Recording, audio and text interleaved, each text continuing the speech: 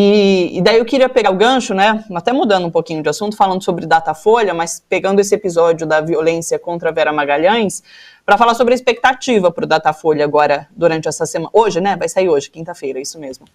Porque há, inclusive, um bastidor na política de que Bolsonaro está bastante preocupado, a campanha de Bolsonaro está preocupada por conta dos números que possam vir aí no Datafolha terem sido bastante influenciados por esse caso do Douglas Garcia, que pegou mal para todo mundo, me parece, né?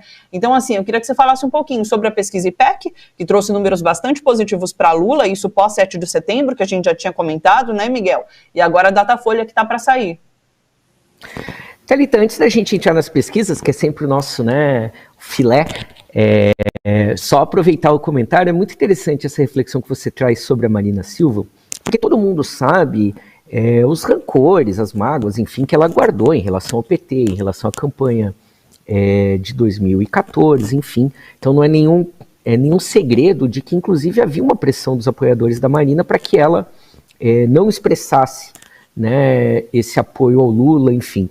E, de certa forma, já havia uma construção da Marina, um comprometimento de que o Lula, indo ao segundo turno, ela manifestaria esse apoio. Por que a Marina decidiu antecipar em quase um mês esse apoio? Justamente por esse fenômeno que você colocava do antibolsonarismo, uma preocupação de que o bolsonarismo crescesse, de que uma escalada de violência. Então a Marina entendeu algo que só o Ciro realmente não entende, né, de que a hora é agora e que a grande segurança da democracia é uma vitória em primeiro turno. Né? É impossível o Bolsonaro manter o discurso de golpismo, esse incentivo à violência, quando você tem envolvido não só a campanha presidente, mas 26 governadores, 500 deputados, senadores, né? Então, por isso que é imprescindível, do ponto de vista de defesa da democracia, a vitória ao primeiro turno. Nesse sentido, as pesquisas que a gente tem nessa semana, elas trazem sinais diferentes, mas ao mesmo tempo trazem boas notícias para a campanha do Lula e sinalizam que aquela tática que a gente conversou na semana passada, de que o PT agora fala publicamente, acabar a eleição no primeiro turno, de disputar o voto do cirismo, etc., faz sentido e tem razão. Na Quest, que mostrou um certo crescimento do Bolsonaro, a grande novidade foi a descoberta do eleitor envergonhado. Havia uma hipótese dentro dos institutos de pesquisa de que um dos motivos pelos quais Bolsonaro iria melhor nas pesquisas de telefone do que nas pesquisas presenciais é que os eleitores teriam vergonha de admitir que votam em Bolsonaro e, protegidos pelo anonimato do telefone, preferiam expressar ali, né? E a Quest, então, aproveitou um método, uma tecnologia que foi desenvolvida no Afeganistão para buscar relações entre terroristas, enfim, né, o apoio da população ao terrorismo, para medir quem era o eleitor envergonhado. E a descoberta da Quest é que o eleitor envergonhado não é de Jair Bolsonaro, mas de Lula.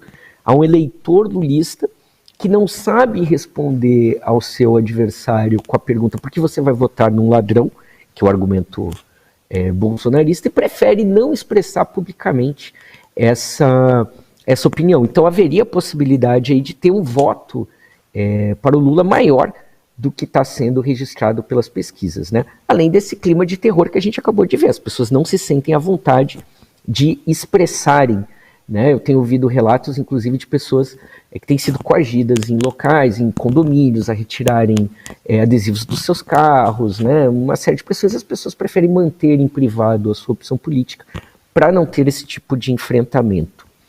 A IPEC é mais positiva, porque demonstra que é uma queda do apoio a Ciro Gomes na classe média e que justamente é um aumento dos votos, da intenção de votos para Lula nesse mesmo setor, o que indicaria que nós teríamos aí uma migração de votos do Ciro para o Lula e, portanto, haveria então estaria correto, né, esse movimento de insistir no voto útil. A gente viu o vídeo do Raí essa semana expressando nesse sentido, a própria Marina Silva, enfim. Né? Então, estaria correto, né? E principalmente o que a IPEC demonstra é que tem aumentado o número de votos do Lula, de intenção de votos, que estariam vindo dos indecisos. Ou melhor, que eu gosto sempre de insistir, das indecisas, mulheres de classe média baixa, classe de consumo C, em especial do Sudeste, são elas que vão decidir a eleição, e que esse setor estaria então migrando votos, estaria se decidindo, é a eleição que nós temos o menor número de indecisos, e está havendo uma movimentação desses indecisos para a candidatura Lula. Eu não acho que o episódio desse deputado bolsonarista vai interferir tanto no Datafolha. O que provavelmente o Datafolha vai demonstrar, sem grandes movimentações, é um pouco as tendências que a gente já vem vindo, que todas as estratégias do bolsonarismo se esgotaram. O Auxílio Brasil não funcionou, o Pix taxista, o Pix caminhoneiro, né? Há uma diminuição na rejeição ao governo, ou da aprovação do governo, mas isso não significa um aumento da aprovação do Bolsonaro. Então continua tendo uma migração de votos do Bolsonaro, do bolsonarista arrependido, com medo de uma vitória do Lula no primeiro turno. E ao mesmo tempo, essa escalada, né, esse aumento de tom do bolsonarismo pode levar a uma convergência maior de votos, então, de eleitores da Simone Tebet e do Ciro Gomes já no primeiro turno, né? Há em torno de 26% de eleitores do Ciro que não estariam convictos, né? E, repito de novo, o cálculo do Paulo, que vai estar com a gente daqui a pouco, fez na semana passada, menos de 2% dos votos seriam suficientes, né, para o Lula ganhar no primeiro turno.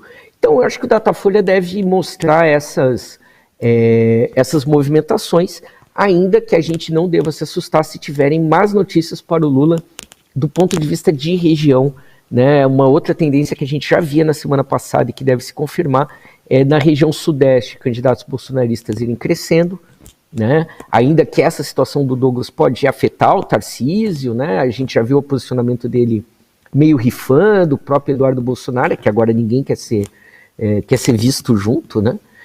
Mas, apesar disso, Lula continua crescendo nos setores que interessam, nos ciristas, nos indecisos e, ainda que devagar, na região sudeste. Então é importante as pessoas compreenderem de que essa mudança, essa viração de voto não depende do Lula, não é ele individualmente que vai fazer isso, né? Cabe a cada um dos seus eleitores fazer esse convencimento, essa viração de fato. É imprescindível, né, aproveitando o Dia da Democracia, que essa eleição termine no primeiro turno. Acho que essa é a tarefa principal que está posta.